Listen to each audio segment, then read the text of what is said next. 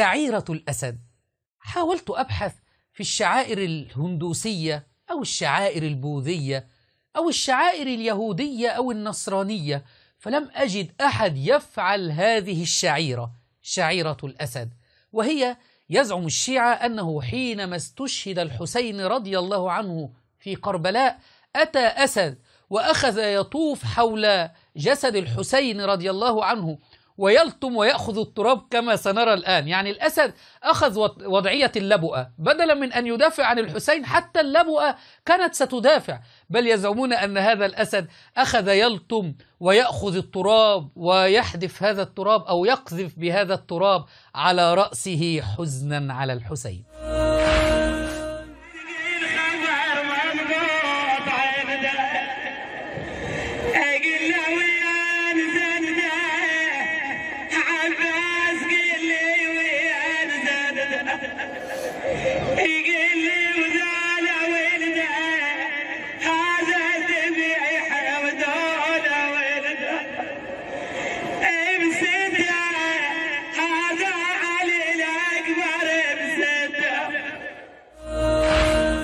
وبعد اللطم والبكاء من الأسد ورمي التراب على رأسه حزنا على الحسين كما رأينا الآن، دخل الأسد إلى الحسينية وإذا به يرقص وكأنه ينتظر لبؤة في الحسينية للمتعة. والله لا أدري أين عقلاء الشيعة من هذه الشعائر المضحكة الوثنية.